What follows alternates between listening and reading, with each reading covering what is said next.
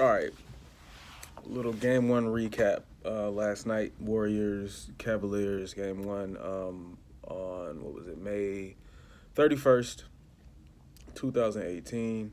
Um, First of all, man, props to LeBron. He played amazing. He gave Cleveland everything. Uh, that game was frustrating to watch if you were rooting for the Cavaliers. I don't really have a dog in the race, but I appreciate what LeBron does. I think he is incredible. He's done a lot with this team to get them in this position. The Warriors are, it's a tall task to even be competitive. But I felt like the Cavs had a couple of things that they could do to make the game competitive. And so I wasn't really sure if Ty Lue would do it, but you know, let's just break it down a little bit. So coming into the series, the only advantage that I really saw Cleveland having is that they don't have a guy that can't come out of the game like that. Like LeBron's the only guy where he's just got to be in, and it makes perfect sense. But everybody else is pretty much like you gotta you can take them out. Like it's not gonna be a major issue. On the flip side, so for example, obviously Golden State's great. They're gonna play Steph, but if you for whatever reason, if Steph is a matchup problem, like you got to play Steph, like he is that great. So it's like, what you saw with Houston is them isolating them and all that type of stuff, but you just got to deal with it and do what you can do. Cleveland doesn't have that problem. It's like there is no guy where if you are a liability, you should be out of the game, or playing stretches. I felt like that allows you to be very versatile, and play guys in spurts where they could play hard and focus for a shorter period of time and just kind of go based on the flow of the game. I was frustrated with Ty Lue's decision making based on that theory because I felt like, okay, cool, you're gonna play J.R. Smith, cool, you ride with your guy, all that, but J.R. Smith is he's a frustrating player because he lacks discipline. He gets lost very easily, offensively and defensively, but mainly defensively. I was asked this question last summer about if I thought J.R. Smith was a good defender, and the best answer I had was he's a willing defender, but not a good defender. And so he'll try, but he just, like I said, he's spacey. He does shit that's just like beyond logic. I mean, I've played in games where the pace was pretty fast, and so things happen, and so I'm pretty lenient on guys making mistakes, but he'll do stuff that's just like, what the like, dude, it's crazy. So my frustration with Ty Lue is, dude, you gotta know that about this guy. Like you around, like you gotta stop this. Ty Lue has like kind of approach of I'm riding with my guys kind of shit, and that's cool, but you gotta have your high IQ players in that in the game, um, in pressure situations. I was confused by the Clarkson sub. No knocks to him; he can hoop, but it's like at that level, you get a sense of if a guy's ready to deal with what comes with that, like the lights, and yeah, it gets different out there. And so it was obvious that he was shaky in the beginning, and I tried to give him Ty Lue the benefit of the doubt of like, all right, if you feel like this guy is going to be the key or a really important piece, and you got to let him work those kinks out. That's cool. But what you do is, he makes a mistake or two, and you ride with that. You let him know, hey, man, just settle down. But once it looks like, all right, bro, just come over here and sit down. Basically you want to do it to where you giving this guy a flavor of the game, and then you pull him out and you're like, hey, man, it's all good. I just want you to get your feet wet.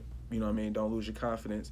I just wanted you to get out there and see what it was like so you could, settle down, and now come over here and watch. But when you leaving a guy out there for that long to make mistake after mistake against a team like that, you what the this ain't no this ain't Boston. Like this ain't like you could afford guys being a little the lights blowing up against a team like Boston, because there are going to be times where Boston is going to look like They just don't have enough weapons, and you can spell you can get away with that against teams that have some laws. But when you talk about Golden State, in the blink of an eye, they can whoop your ass. So you can't be playing no games with that. Um, I would have played. I think Golden State is confuses Kyle Korver a little bit, but I still think he's gonna make smarter plays than Jr. He'll be more like sound. So that's a guy that should be in the game a little bit more, especially because you could say defensively, whatever you feel about he might be, he might struggle defensively. I mean, J.R. Smith's gonna struggle defensively. All he's got, like, I don't know what happened. I know Rodney Hood hasn't played well, but sometimes it's a guy will play better in certain scenarios just because his length and his athleticism might be a good thing to utilize in this series. So you might have to have him play a little shaky for a second. You got to pretty much roll guys and get everybody in the flow because you never know who you'll need. I'd rather even see Calderon than see Clarkson. Once I'm seeing Clarkson uncomfortable with the basketball, like you don't want to be out here, with guys that aren't sure against this squad. They gave him so many opportunities, and then LeBron just Herculean effort, man. It was incredible. It sucks that charge call got overturned because I feel like it could have been a charge, and I wish that LeBron. I think what threw it off is LeBron didn't fall straight back. But that's tough to do. That shit is really fast. It's bang bang. But he read it. It was great. It's just that refs get thrown off when anytime a guy is falling at an angle. If there's a way for him to fall straight, then I think it's a harder thing for them to overturn. But tough break for them. Now, that last free throw shit.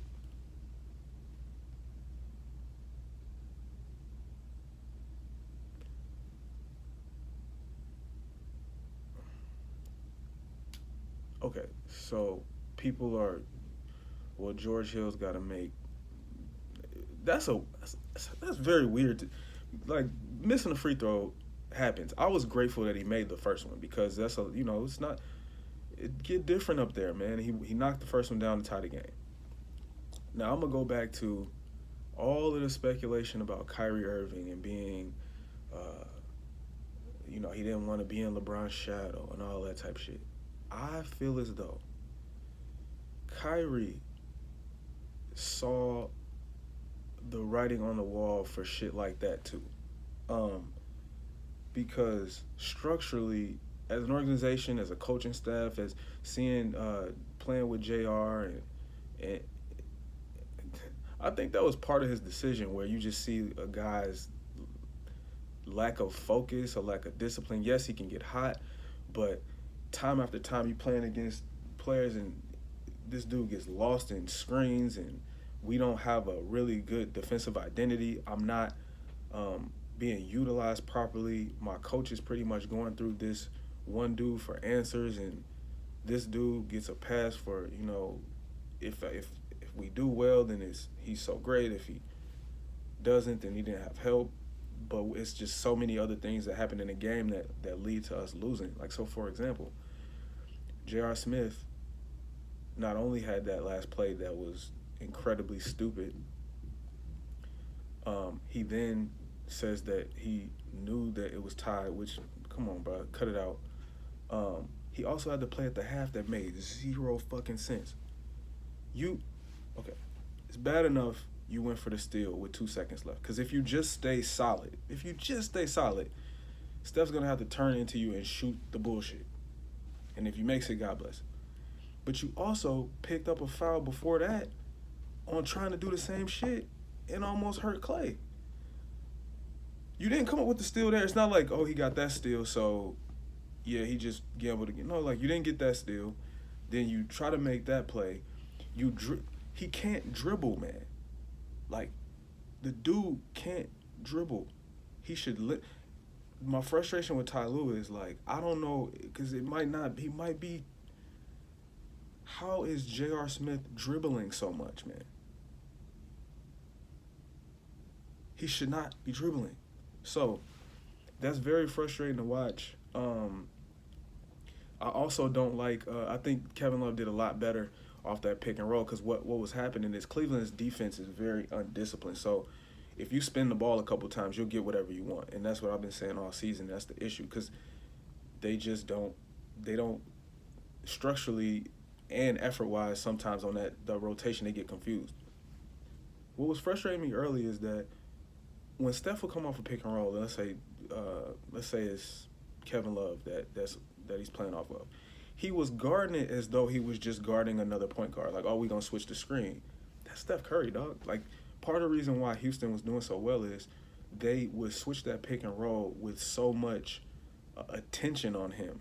Even if it's not trapping him, it's just the guy who was guarding him was like, they were putting Steph in positions where Steph would be trying to figure out if he should shoot that or not, because the guy was in a position like in the middle where it was, he had to shake and bake, and they up on him, and they really played it well. Steph was coming off the screen, and I call it the halfway, where if you come off the screen hard, then you get the obvious switch. But if you come off it a little tender, there's a small space where both guys are in no man's land, and you can shoot in between that space. And so he was doing that, and that's because the switch was casual. The switch has to be aggressive. Like, this is what we doing. Steph get the rock. We switching this shit, and that's that. So that was frustrating to see. I think they made a little bit more of an adjustment to respect who he is and what he does. But the Cavs had that shit. And then what's frustrating about what J.R. Smith did, LeBron has been hitting buzzer beaters all season. So if the dude had a chance to end that game, I'm confident. Of course, we don't know if it goes in or whatever. That's why the George Hill free throw thing was like whatever to me, because you get that rebound, you kick that shit, or you call timeout, whatever you do. I just wanted LeBron to have a chance, man. He made the right read, and that's one of those. It's a perfect example of what happens in his career, because that was a perfect pass, and I knew it was a foul immediately. It was the right play. The way they would guard that, they had been guarding LeBron anyway. They were forcing him into some very tough areas, and there was a part of the game that I felt bad for him too, because the personnel that Ty Lue had in the game clogged shit up. Like, so they had Larry Nance in the short corner, which he's not like a dead eye, but even if he was, it's the short corner, so they can recover to that really fast. But him being in the short corner also packed the paint. And then the players that they had in with LeBron after, other than that, I can't remember exactly who was in the game, but there was very little threat. So then it put him in this position where, all right, I'm trying to figure out how to attack, but there's not enough room. And as soon as the subs were changed to, they got the starters back in, you saw things open up. Kevin Love got an open three. I don't even think he made it, but it was just a good look. And so he's got to make sure his personnel is right, man, at all times. Like, you can't be doing that. So anyway, I just wanted to just get my thoughts out on the game. I'm kind of scrambling and trying to remember things on the fly, but I was very disappointed with Ty Lue's decision-making. I was disappointed with how much J.R. Smith played. I was disappointed with how he left Clarkson in the game to be just – there's a point where you give a guy a chance, and then there's a point where the guy plays so terrible that you could ruin him for – as soon as things go left in the next game, now he is just doesn't know what to do. You want to give a guy a flavor, and if he, struggling, hey, man, come on over, it's good, da-da-da. You don't want to let that shit pile on. That's crazy. And once again, J.R. motherfucking Smith. I'm telling you, Kyrie saw that shit, bro. It's a totally different thing when you thinking about when I come off a screen roll and, simple stuff. Come off a screen roll with Tristan Thompson, I got to throw a lob or what, or I'm giving him the ball and we just moving the ball. You come off a screen with Al Horford, I got all kinds of shit going on. It's just different. When we on defense and, we communicate and we know, the structure of what Boston does, that's why it was funny, because people were saying, well, Kyrie probably pissed off because his old team went to the conference finals, the new team didn't need him. It's like, nah, his old team going to the conference finals is probably one of the reasons why he's happier to be in Boston. Because structurally, shit makes sense. They're prepared. They obviously had some injury shit, but Cleveland is ill prepared, man. And being that I'm not in the locker room, I don't know how much of that is on Ty Lue. But dude, what kind of subs? Even playing, what's the young European kid play? bro, man, like I just felt bad for LeBron, man. God bless, man. God bless that dude because he deserved to win that game. He gave.